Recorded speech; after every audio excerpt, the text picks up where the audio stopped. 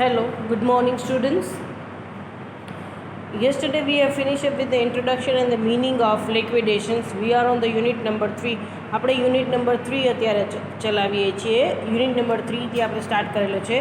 Unit number 3 માં એક જ ચેપ્ટર છે લિક્વિડેશન્સ ઓફ કંપનીનું વિસર્જન. એમાં આપણે ગઈકાલે ઇન્ટ્રોડક્શન્સ અને મિનિંગ જોઈ લીધો હતો.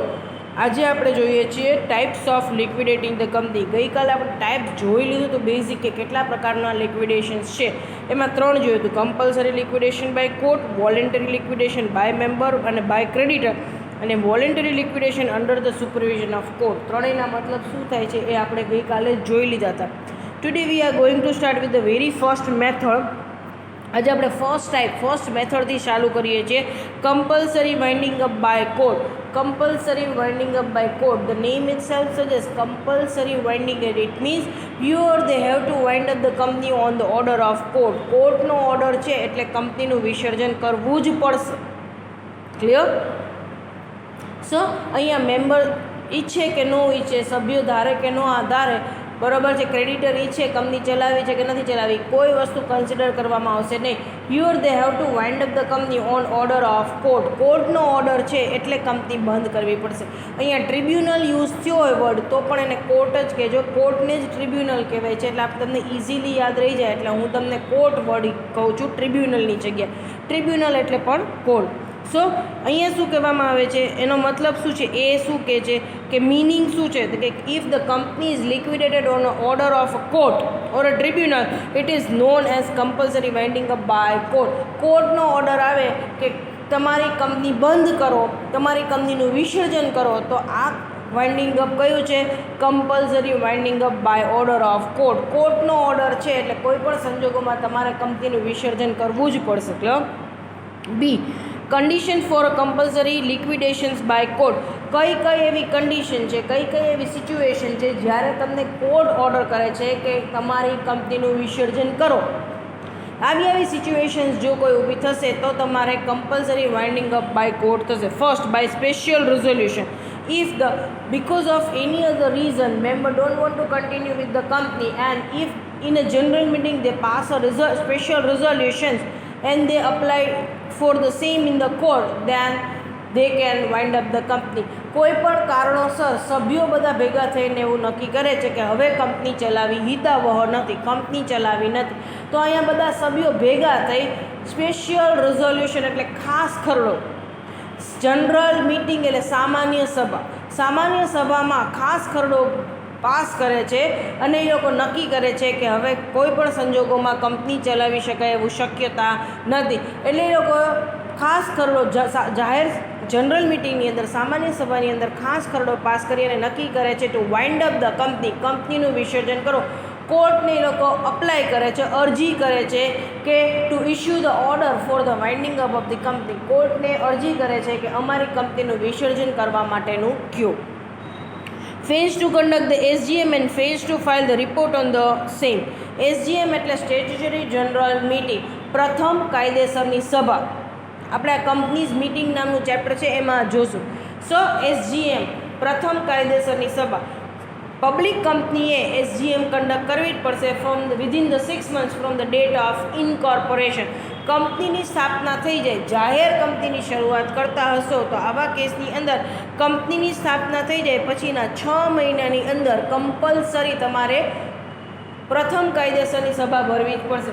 જો 6 મહિનાની અંદર SGM કન્ડક્ટ ન થઈ અને એના ઉપરનો રિપોર્ટ રજિસ્ટ્રારને ROCમાં જમા ન કરાયો, ફાઇલ ન કરાયો, તો in that particular case registrar will apply to the court for the winding up of the company.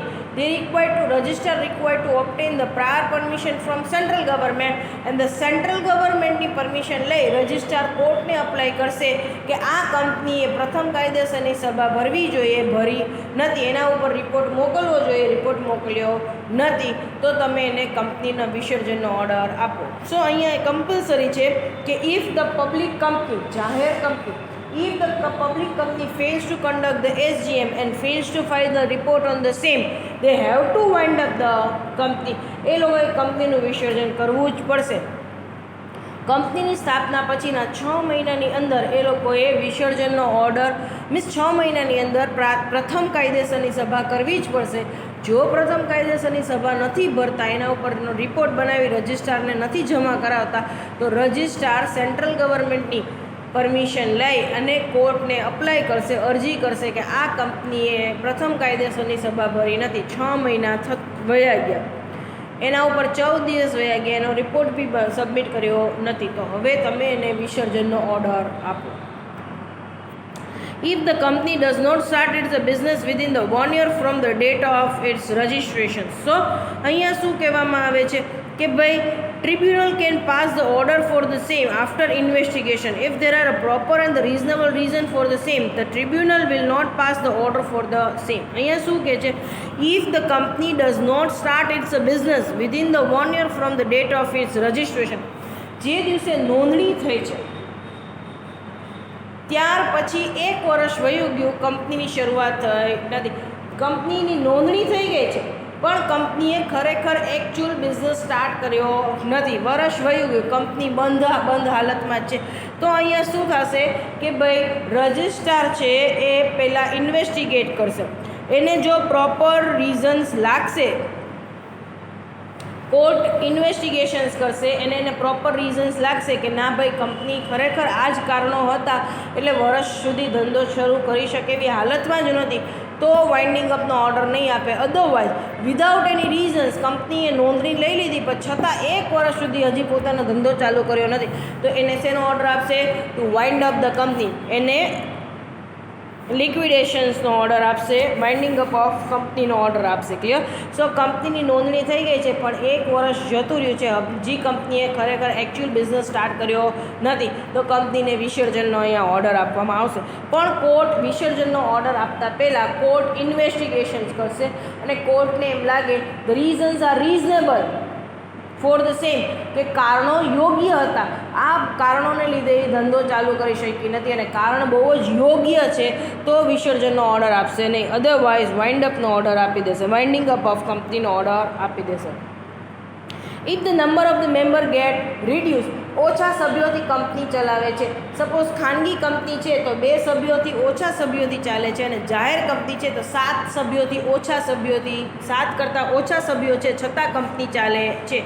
So, if the number of the member get reduced, then the legal requirement below than the legal statutory requirement, કાયદેસરની જે સંખ્યા કીધી છે એના કરતાં ઓછી સંખ્યાથી private કે પબ્લિક કંપની ચલાવવામાં આવે છે અને 6 મહિના સુધી કન્ટિન્યુ કરવામાં આવે છે, તો આવા કેસની અંદર કંપનીના વિસર્જનનો ઓર્ડર કોર્ટ આપશે.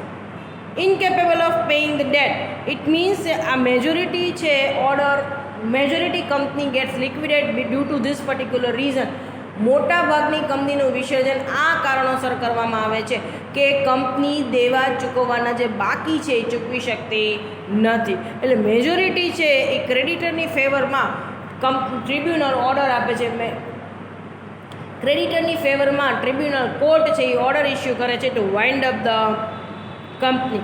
ક્લિયર? ક્યારે કંપની વિસર્જનનો ઓર્ડર આપે છે કે કંપની છે એ દેવા ચૂકવી શકતી નથી.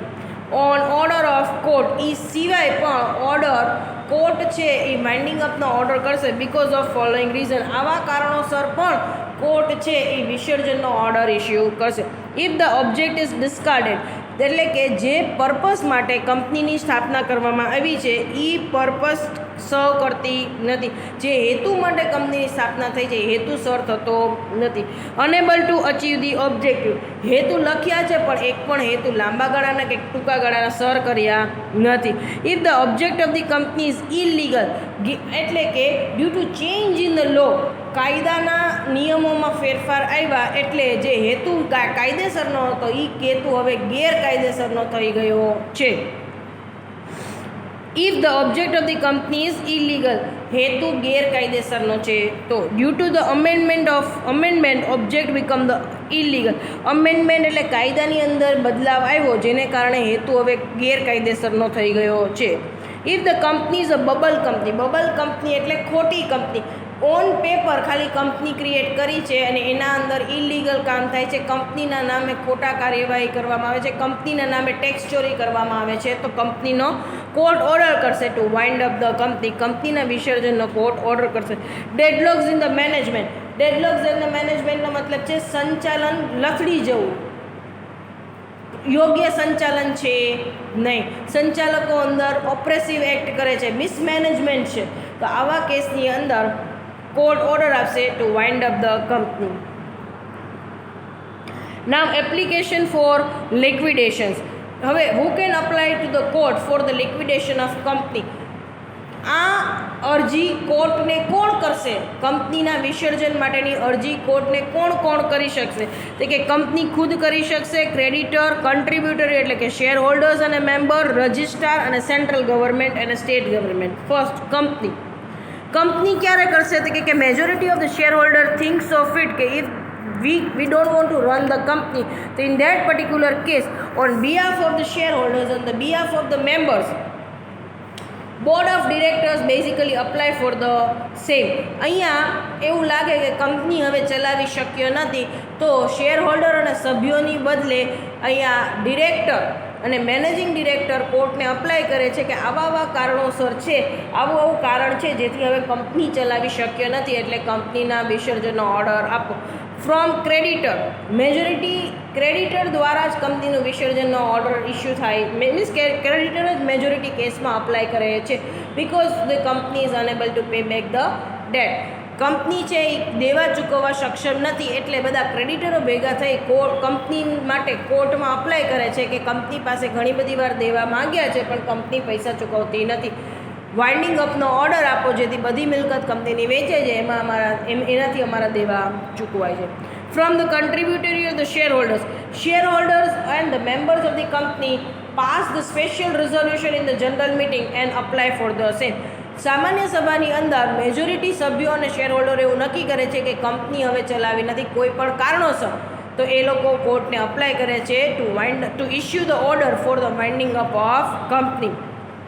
રજિસ્ટ્રાર, અહીંયા રજિસ્ટ્રારને એમ લાગે કે company is not following the companies act 1956 or not running its a company according to the provision of the 1956 or any other reason, જ્યારે એવું લાગે રજિસ્ટ્રારને કે કંપની પોતાની યોગ્ય કાર્યવાહી નથી કરી શકતી, કંપની ધારા 1956 મુજબ ચલાવી રહી નથી, કાં તો કંપની ધારાનું ઉલ્લંઘન કરી રહી છે, એવું કોઈ પણ સંજોગોમાં એવું લાગશે તો રજિસ્ટ્રાર કોર્ટને ઓર્ડર કરશે, કોર્ટને એપ્લિકેશન્સ કરશે, અરજી કરશે કે આ કંપનીને આ કારણોસર વિસર્જનનો ઓર્ડર આપ.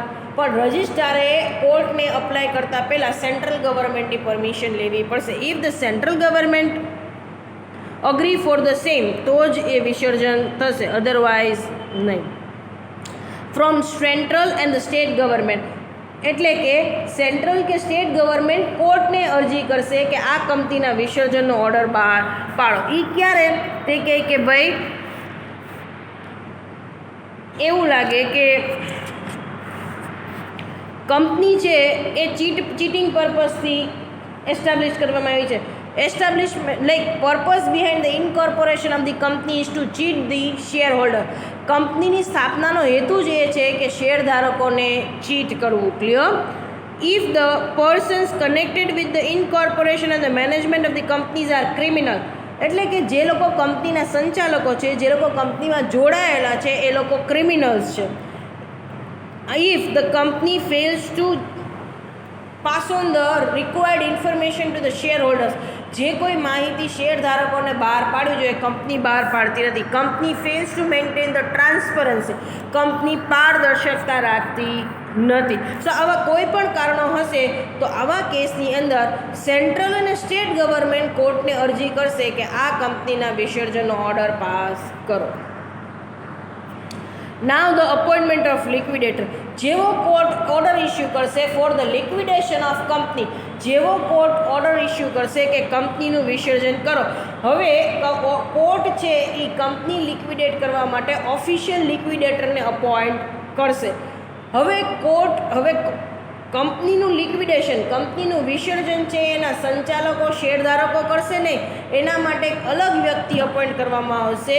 That liquidator will take over the control and the management of the company in their on hand. હવે કંપનીનું તમામ પ્રકારનો અંકુશ કોના હાથમાં આવી જશે? એ ઓફિશિયલ લિક્વિડેટર જેને કોર્ટે અપોઇન્ટ કરેલો છે.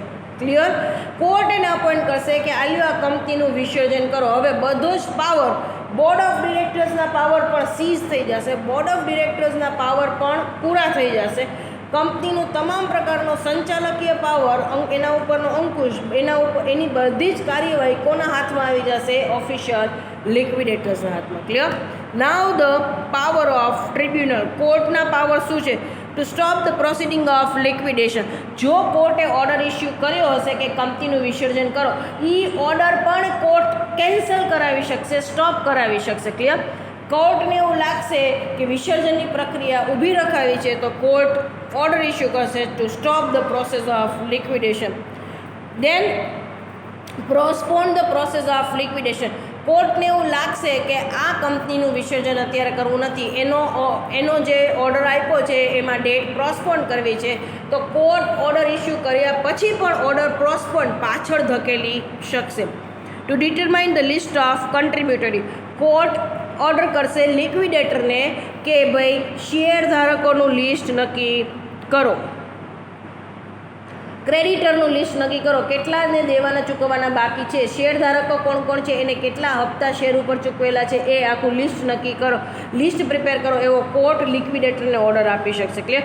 Two pass the interim order. વચગાળાના શલિક્વિડેશન પ્રોસેસ ચાલતી હશે, વિસર્જનની પ્રક્રિયા ચાલતી હશે, ત્યારે વચગાળાના કોઈ પણ ઓર્ડર કોર્ટ પાસ ઓન કરી શકશે.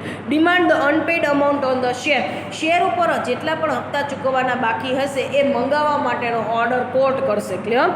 Two cancel the list of creditor. જો ક્રેડિટર કીધેલા સમયની અંદર એના કેટલા દેવા ચૂકવવાના બાકી છે એ રકમ પ્રૂફ સાથે જો પ્રેઝન્ટ નહીં કરે તો ક્રેડિટરનું નામ લિસ્ટમાંથી નીકળી જશે.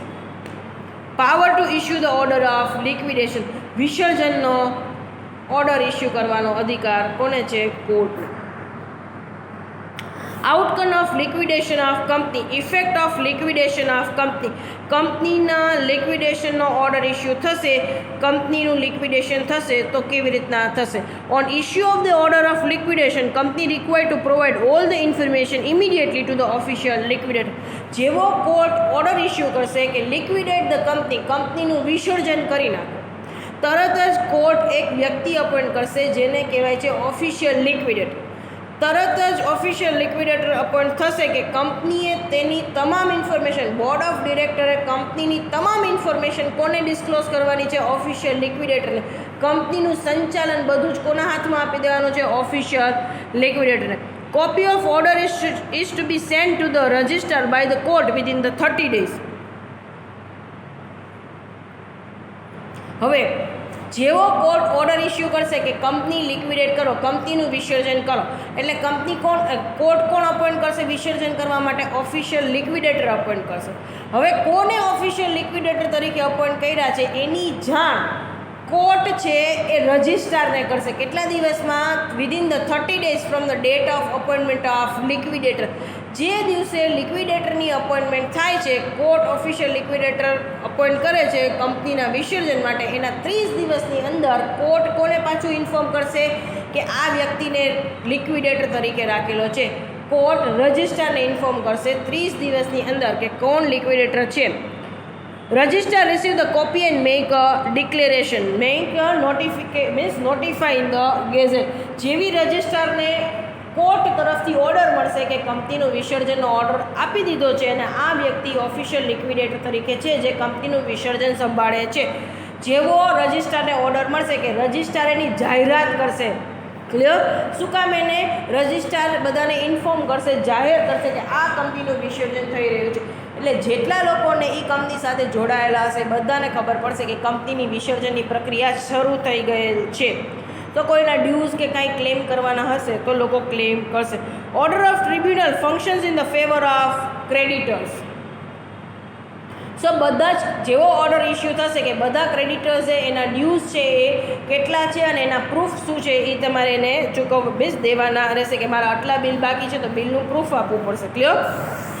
on issue of the order all the officers and the employees gets terminated. જેવો કોર્ટનો ઇસ્યુ ઓર્ડર થશે કે કંપનીનું વિસર્જન કરવાનું છે એટલે જેટલા પણ કંપનીના ઓફિસર્સ છે અને એમ્પ્લોઈઝ છે ટર્મિનેટ એટલે કે એ બધા નીકળી જશે, બધાને કાઢી મૂકવાના આવે છે કારણ કે હવે કંપની જ ચાલતી નથી તો એ લોકોને ક્યાંય રાખવાના નથી.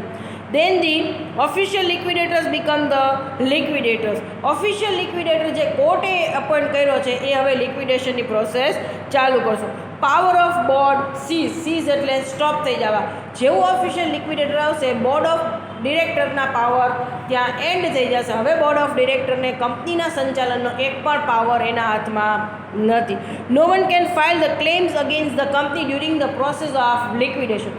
કોર્ટે એકવાર લિક્વિડેશન પ્રોસેસ હાથમાં લઈ લીધી, વિસર્જનની પ્રક્રિયા હાથ ધરી દીધી પછી કંપની ઉપર કોઈ પણ પ્રકારનો દાવો કોર્ટમાં દાખલ થશે નહીં કારણ કે કંપની બંધ જ થાય છે. હવે એના ઉપર શું દાવો દાખલ કરવાનો? Clear? Transfer of the share is considered as void. કંપનીનું વિસર્જનની એકવાર જાહેરાત થઈ પછી શેરની ફેરબદલી રદ ગણાશે, પછી શેરની કોઈ ફેરબદલી થશે નહીં. વોઇડ એટલે રદ. Cell of the assets is cancelled. કંપનીની મિલકતનું જે કાંઈ વેચાણ નક્કી થયું હશે કે એના વેચાણ દસ્તાવેજ થયા હશે બધા કેન્સલ કરી નાખવામાં આવશે. ક્લિયર? સેન્ટ્રલ ગવર્મેન્ટ સીજી એટલે central government. Central government can appoint the one or more liquidator as they think so fit. જો ઓફિશિયલ લિક્વિડેટર એકલો પહોંચી વળે એમ ન હોય તો એને અસિસ્ટ કરવા, એને મદદ કરવા માટે સેન્ટ્રલ ગવર્મેન્ટ છે એ એક કરતાં વધારે લિક્વિડેટર પણ અપોઇન્ટ કરશે to help the liquidator, help the official liquidator in the winding up process. Official લિક્વિડેટરને વાઇન્ડિંગ અપ પ્રોસેસમાં મદદ કરવા માટે એક કરતાં વધારે લિક્વિડેટર એને હેલ્પ માટે અપોઇન્ટ કરી શકાશે. Clear? Now finally the dissolution of company. Once the company gets liquidate, એકવાર કંપની છે એ લિક્વિડેટ થઈ જશે એટલે કે ઓફિશિયલ લિક્વિડેટર કંપનીની તમામ પ્રકારની મિલકતો લિસ્ટ આઉટ કરી દેશે, મિલકતો બધી વેચી દેશે. જેટલા ડ્યુઝ છે એ અસર્ટેન એટલે નક્કી કરવું. ક્લિયર? જેટલા દેવાના ચૂકવવાના બાકી છે એ નક્કી કરી દેશે. કંપનીની બધી મિલકતો વેચતા જશે, એમાંથી જે પૈસા આવશે એમાંથી દેવા ચૂકવતા જશે. છેલ્લે કંપનીના અકાઉન્ટ નીલ કરી દેશે. કંપનીના અકાઉન્ટ નીલ થઈ જશે એટલે ઓફિશિયલ લિક્વિડેટર આ બુક્સ ઓફ અકાઉન્ટ્સ ને બધી વસ્તુ કોર્ટમાં જમા કરાવશે કે ફાઇનલી કંપની ઓન પેપર બંધ થઈ ગઈ છે. પછી કોર્ટ ઓર્ડર ઇસ્યુ કરશે ટુ ડિઝોલ્વ ધ કંપની એટલે ફાઇનલી રજિસ્ટરના ચોપડામાંથી કંપનીનું રજિસ્ટ્રેશન કેન્સલ થઈ જશે અને ફાઇનલી કંપનીનું નામ રદ થઈ જશે. Clear? So this is all about the dissolution of the company. આજે આપણે ફર્સ્ટ મેથડ જોઈ compulsory winding up by company. Thank you so much for this session.